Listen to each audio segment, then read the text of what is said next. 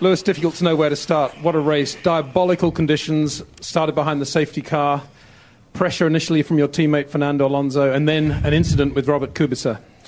Yes, a very, very eventful race. I think there was so many times during the race where I'm sure it went through all the drivers' heads, we should stop the race. It was sometimes very, very tricky, and then sometimes it was drying up, well, not drying up, but easier to drive. And, we had obviously the safety car at the beginning, and I was so eager to get going. And, after the first safety car, obviously, at the beginning, got off to a decent start. I didn't particularly feel any pressure from Fernando. I was saving fuel and easily driving away, and could have, if needed to, pushed more if he was on my tail. And then we came to do the pit stops, and I came out and I heard that he had been off but come back on, and he was 5 places behind me or something like that. So that was a plus, and I just had to try and keep it on the track. But then obviously I collided with Robert, and it was just so tricky out there. I couldn't see in my mirrors. My visor was all fogged up, so I could see very, very little, and it was foggy. And so I didn't see that he was on the inside of me, and very fortunate I still finished. It sounds as if you're taking the blame for that one.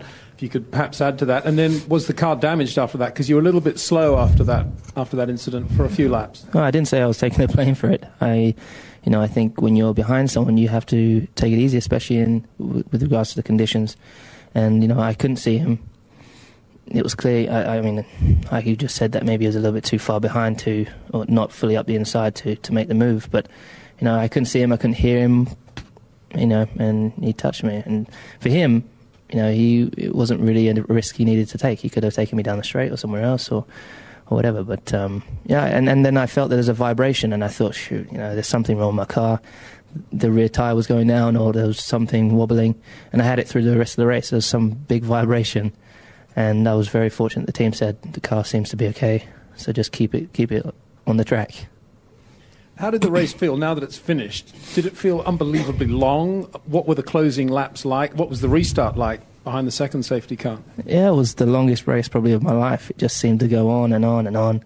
And once we had the safety car, obviously when we were behind the safety car, I was constantly onto my engineers saying, hey, look, tell the Red Bull team to tell Mark to just make a little bit more of a gap, because I couldn't go any faster because the pace car was in front of me, so I was trying to keep the distance with him. But then I'd move over just in case, because I couldn't see Mark, and all of a sudden he would just appear alongside me, so he kept out braking himself. And I thought, I felt something was going to happen. And I guess I was right. My instincts told me right. But and then we did the restart again when we were behind the safety car, and Heike was behind me. I was again nervous, just hoped that we didn't collide, but he did a good job. And the last few laps, the team were telling me to slow down. You're still a second faster than everyone. And I said, well, I'm going as slow really as I feel comfortable doing. And but toward the last couple of laps, I just took it really easy because it was so wet, and my tires are getting old, and aquaplane in. It would have been easy to take it off, but I'm thrilled to take it, bring it home, and great for the team. Congratulations to you, Lewis. Thank you.